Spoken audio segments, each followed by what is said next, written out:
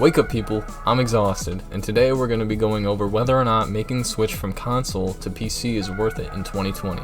I think the most important thing you can do is consider why you came to this video in the first place. What are you looking for in your gaming experience? If you're worried about keeping up with your friends, or you just want a machine that can handle 144 frames in 1080p, or possibly even better. Being 100% honest, I don't disrespect anyone who finds enjoyment in playing in console or anything other than PC. I don't think any less of the people who don't want to make the switch, who just don't see the benefit in it.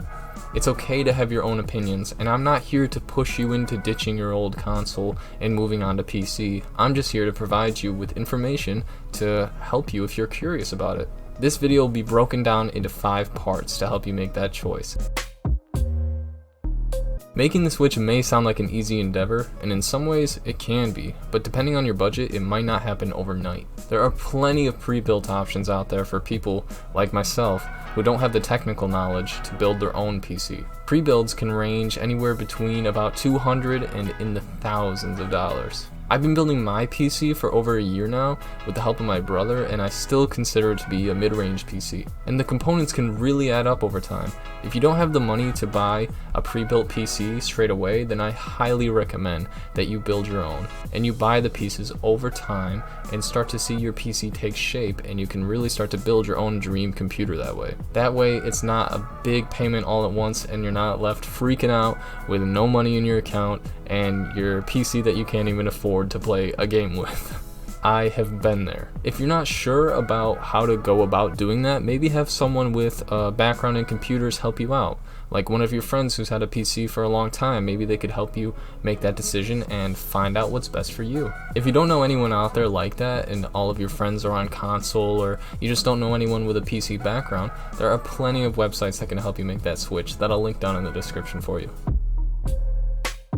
One of the tricky things about owning a PC is as we move forward and advance with technology, you have to have a lot of upkeep and maintenance with your computer. With a PC, there's always something more and something new than what you already have.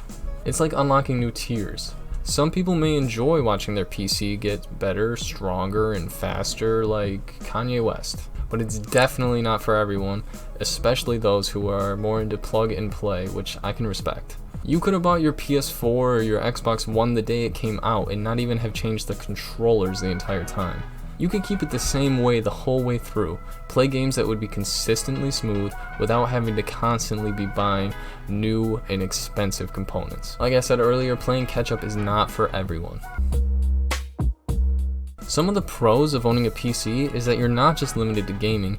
You can delve into art with Photoshop, or video editing with Adobe Premiere, or any program that you really want to use. There are tons of free programs that you can use that can really help you build and create professional looking content. Among those pros is you can build your PC around what you want it to do. If you're into video editing, like I mentioned earlier, you could install more RAM, or if you're just in it for the gaming, you can get a higher GPU.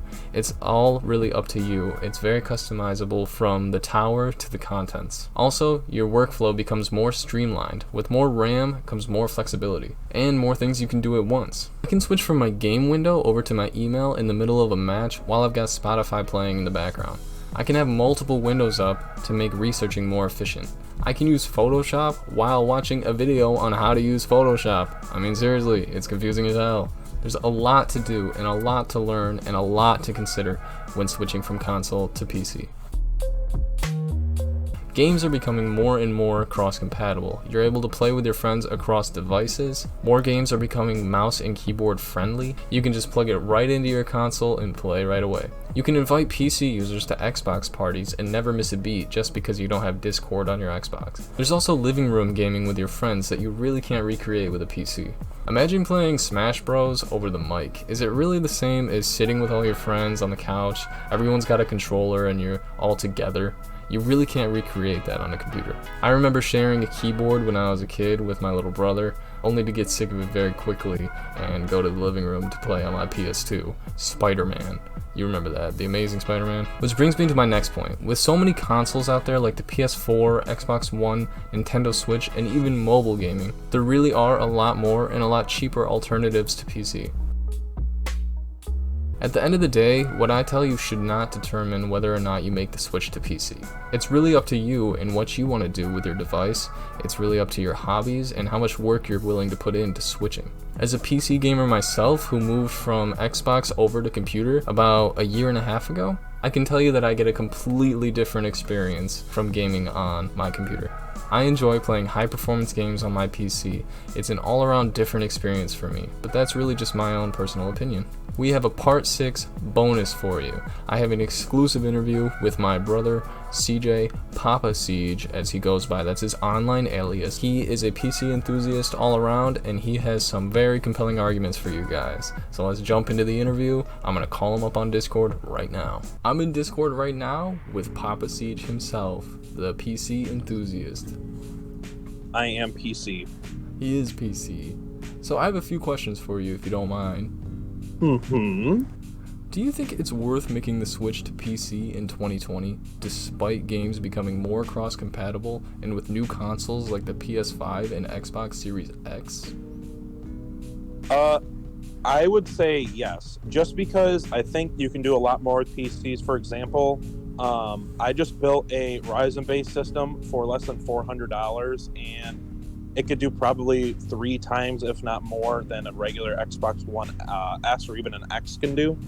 So I would say most certainly yes, especially since the price cuts to Ryzen have gone down so much, and the RAM drop prices. Unfortunately, PSU prices have gone up because of the tariffs, but for everything else, it's definitely gotten better in the market. Very good answer. What are some of the disadvantages of owning a PC, would you say? I would say that versus like a console, if one part of your PC breaks, especially like a graphics card or God forbid, like, you know, your processor, it's a little more difficult to replace. It's much more expensive, the upkeep. And then the other thing too is the price of like a decent graphics card could outweigh the entire price of a console. So in that regard, it is very much more expensive, and upgradability is tough. Would you ever go back to console?